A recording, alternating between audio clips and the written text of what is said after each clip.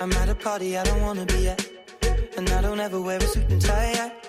Wondering if I can sneak out. Well, that's kind of true. I don't normally wear a suit and tie. I sometimes do, but not as much. And I don't usually go to parties where Democrats are, to be very honest with you.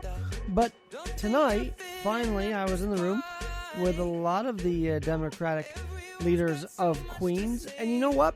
Put their politics aside. They're decent people.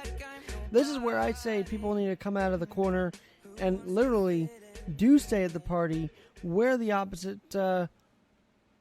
political party is, because you never know. You might get into talking to them and hearing from the other side, which is ultimately what we need, right? We need, at this point, unity. We've seen Senator Schumer and Representative King start to formulate some legislation on guns, background checks and whatnot, and that's great. Something needs to be done. We also need to change hearts and minds. By the way, keeping it real with Alexander Garrett. But no Ed Sheeran, no Justin Bieber. I don't usually party with the opposite political party. But tonight, that was different, thanks to City and State New York. And you know what? We're going to have a little more in-depth with this tomorrow with some audio from the new Queens DA Democratic primary winner, Melinda Katz, who will go up in November against a Republican to fill the void left by the passing of Richard Brown and other Democratic leaders of this great state, which some of them don't want to make it a great state. Let's be honest, but you'll hear from them anyhow. That being said, there's a bigger story tonight alongside Trump visiting El Paso and Dayton, Ohio, it was a tremendous day for that. It was emotional to see him go through the hospital. The video that Trump's team put up was really, really nice. And he was smiling, everybody accepted him and whatnot. But today there was a bigger story. And why is it bigger? Because, see, when we get real world, when we get on the ground, when we get to hear stories of the actual criminal justice system working in our favor, when we hear government working for us, it's a big deal. It's a celebratory deal. Because when the Tennessee governor in January 2019, just a few months ago, I remember when he made this edict, when Bill Haslam announced in January 2019 that he would commute the sentence of one Cetoya Brown, the media and the world was celebrating. And why not? Because, see, here's the problem. When you talk about Epstein, when you talk about Weinstein, you also talk about the politics. Clinton was on Epstein's plane. He went to the island, so forth. But you missed the heart of the problem. Why is Epstein such an evil guy? It's not the political part. It's the actual doing of trafficking underage girls. They're not women, they're girls. As young as 14, 13. So when these situations happen, let's stop thinking of the political ramifications. Oh, maybe Clinton will go to jail. Well, that probably won't happen.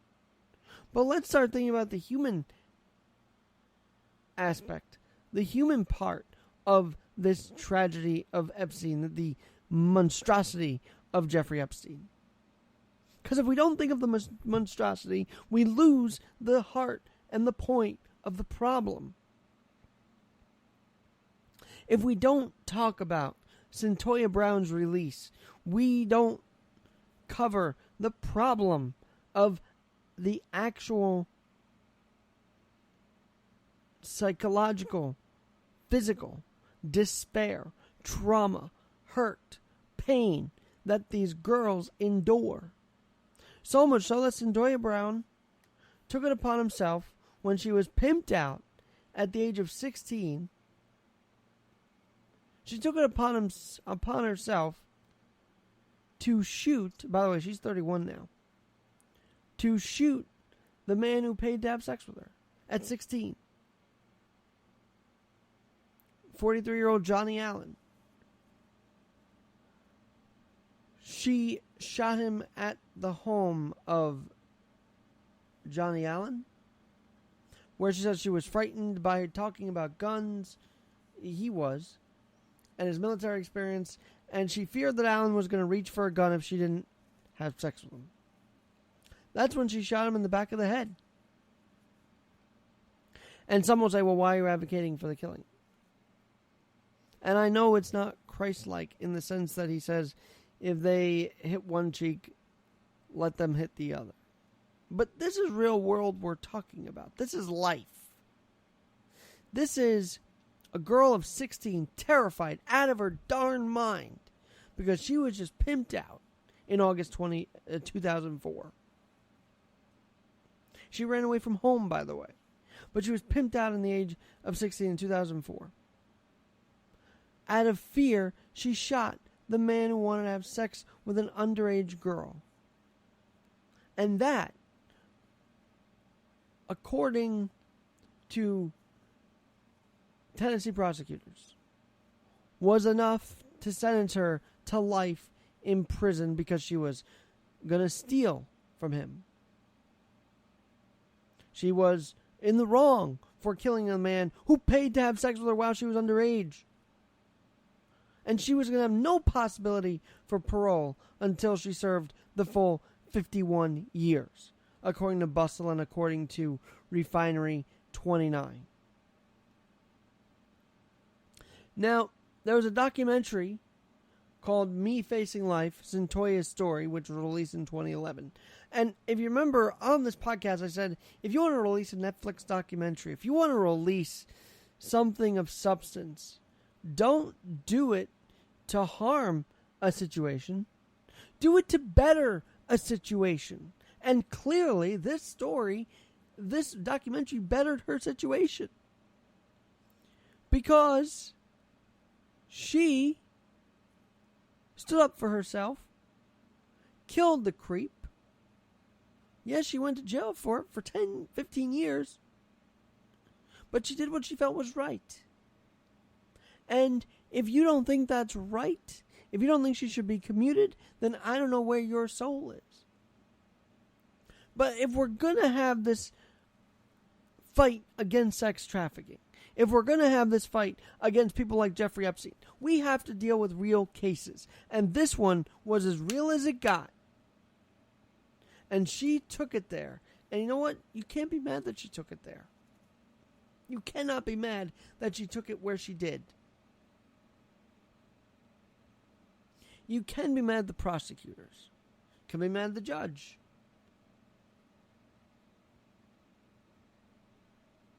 And today, August 7th, she is now free, 10 years on parole following her release. And the best part of the story is you can help Cyntoia Brown. Did you know that? Did you know that you can help Cyntoia Brown if you've been following the case? Well, there's a way to help her even more. Because there's a GoFundMe for Cyntoia Brown right now.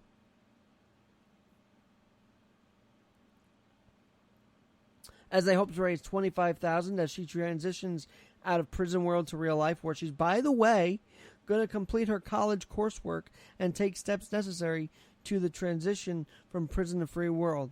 A spokesperson for Brown told the Nashville Tennessean, Zach Hunt.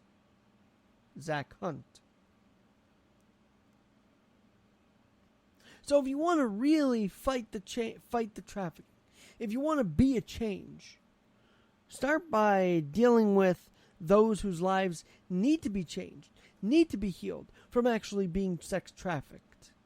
And Cyntoia Brown is a huge, high-profile case. And if we address her situation, her fear, her worries, her pain, then we can help other girls who have been trafficked, who have been harmed by the likes of Epstein and Weinstein and others out there. We can help those who have been completely harmed by gay Boy Scout leaders. We can. And it's amazing. Just now they're finding out all this epidemic. Of course it was going to happen in the Boy Scouts.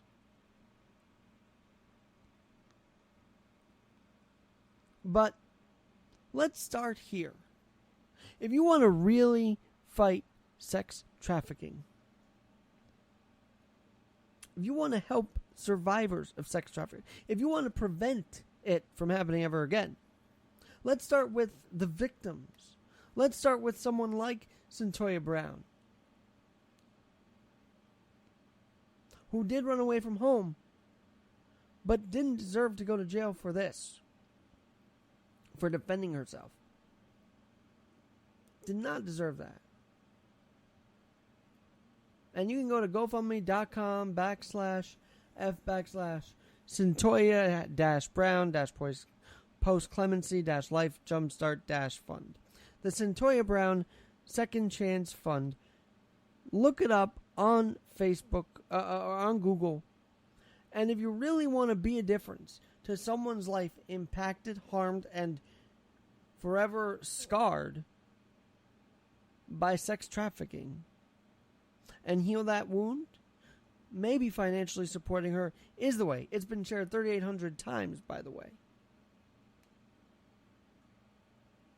And God bless those who have been contributing, and I hope more do, to support this woman's cause. Because again, if we're going to have backlash and outcry about Epstein and Weinstein and all, and if we're going to tear down the American male for being such a sexual deviant and a creep, well, let's talk about who these sexual fiends, these monsters, are hurting.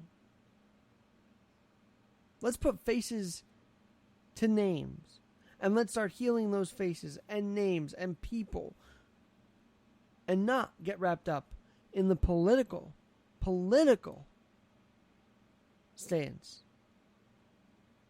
And if you don't want to be caught up in that, then focus on stories of Cyntoia Brown.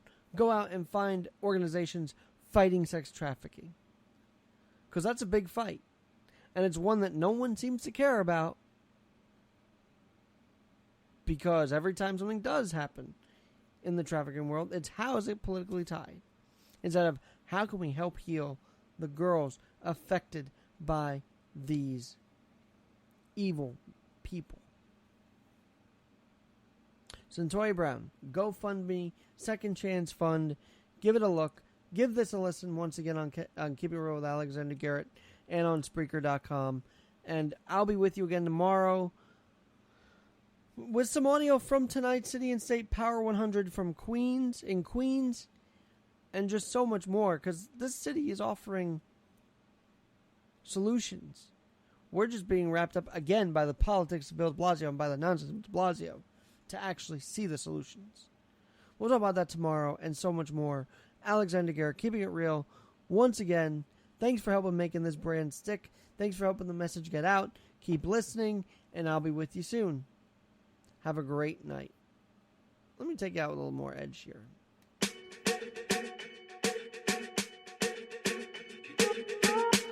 I'm at a party I don't wanna be at, and I don't ever wear a suit and tie at. Wondering if I can sneak out the back. Nobody's even looking me in my eyes. Can you take my hand, finish my drink, say shall we dance? Hell yeah. You know I love you, did I ever tell you?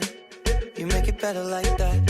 Don't think I fit in at this party. Everyone's got so much to say. Yeah, I always feel like I'm nobody. Who wants to fit in anyway? 'Cause I don't care when I'm with my